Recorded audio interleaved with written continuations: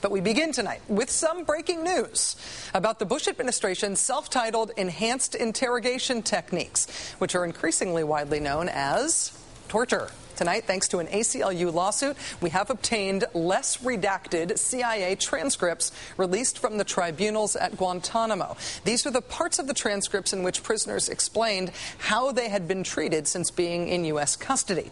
In addition to revealing some new details of what was done to the prisoners, this newly revealed testimony refutes one of the Bush administration's still used justifications for their torture program. Once in our custody, KSM was questioned by the CIA using these procedures. And he soon provided information that helped us stop another planned attack on the United States. The information we've collected from the detainees, from the people like Khalid Sheikh Mohammed, the mastermind of 9/11, has probably been some of the most valuable intelligence we've had in the last 5 years. The claim from the Bush administration has been that by torturing Khalid Sheikh Mohammed, they got actionable intelligence that saved American lives.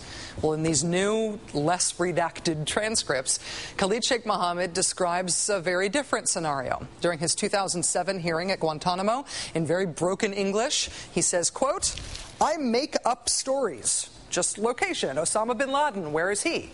I don't know. Then he tortured me. Then I said, yes, he's in this area." In other words, Khalid Sheikh Mohammed says he lied when he was tortured. I make up stories.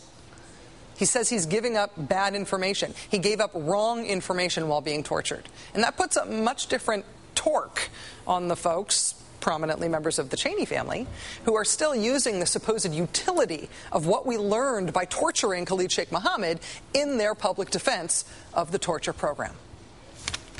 We didn't know about al-Qaeda's plans, but Khalid Sheikh Mohammed and a few others did know. And with many thousands of innocent lives potentially in the balance, we did not think it made sense to let the terrorists answer questions in their own good time, if they answered them at all. If he were waterboarded, you would be able to get that information and prevent the attack. You wouldn't do it? You would let him go ahead and launch the attack? How would I know that? Eugene, that's exactly the situation these folks were in. Exactly the situation these folks were in. So they waterboarded the guy so he would give them totally false information to make the waterboarding stop.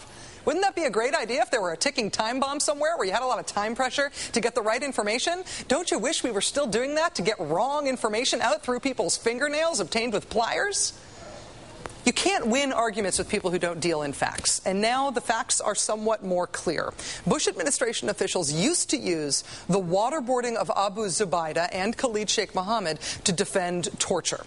Then last month, FBI interrogator Ali Soufan testified in Washington that he got valuable information from Abu Zubaydah using conventional, legal, proven interrogation methods until somebody else began to torture Abu Zubaydah, who then clammed up. So they can no longer brag about torturing Abu Zubaydah. Now it appears they can no longer brag about torturing Khalid Sheikh Mohammed either. That not only was it illegal, but it was also ill-advised, self-destructive, counterproductive. And so it may be that the last of these pseudo-substantive defenses of torture has tonight gone away. Joining us now is Ben Weisner, lawyer for the ACLU's National Security Project, whose lawsuit forced the release of this testimony today. Ben, thanks very much for joining us. Glad to be back, Rachel. Thank you. In previously released versions of these transcripts, and I mean, they are still pretty redacted. I mean, there's still big blocks of text on them, yeah. Right? But in the previous versions, the CIA had removed almost all references to the abuse of prisoners. Today, it's still heavily redacted, but we are getting these new little blocks of text. What do you think are the most significant new details that are jumping out of these for you? Well, I think that passage that you highlighted is very critical. And the first question we have to ask is, why in the world was that classified? Yeah. Was there anything in the passage that you read that included a secret source or method by the CIA, that included intelligence information that couldn't be shared with the world? There was one thing in that passage that the Bush administration desperately did not want the world to know, and that was that its illegal torture program not only was immoral, but that it was also useless. You heard Khalid Sheikh Mohammed. He said, they tortured me, and I said, okay, bin Laden is there.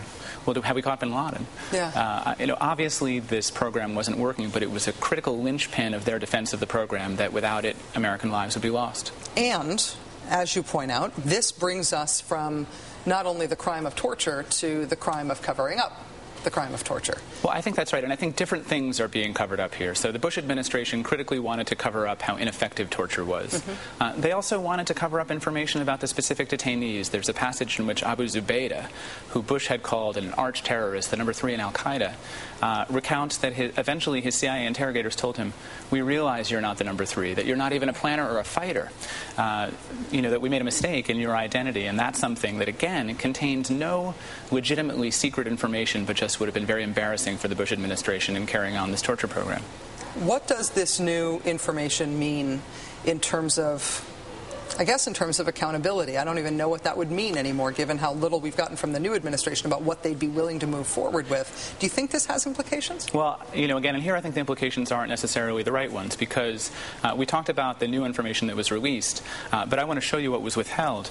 This was the document as we got it from the Bush administration. Can we hold that? Can we get a shot of that? I can, yes. There we go, yeah. And this is the very same document as we got it from the Obama administration. You see this little line here, it makes you want to say, keep the change, right? Right.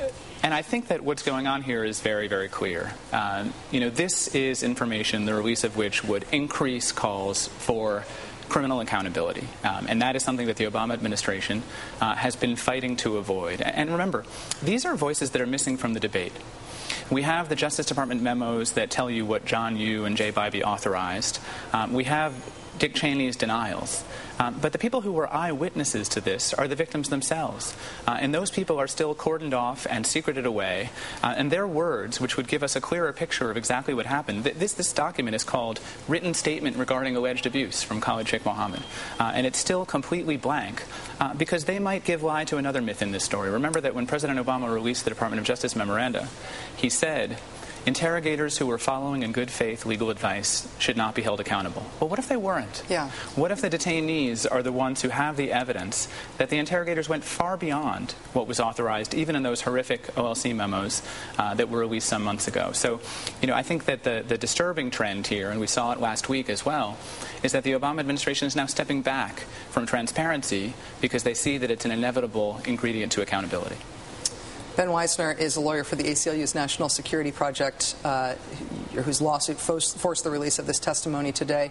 You're also still representing the CIA rendition flight state secret case as well, which proceeds as well, and which I feel like half of my homework for the show is studying what you do during the week. So thanks for giving me a lot of work to do, Ben. Thanks. Glad for to be here, Rachel. Thanks for your interest.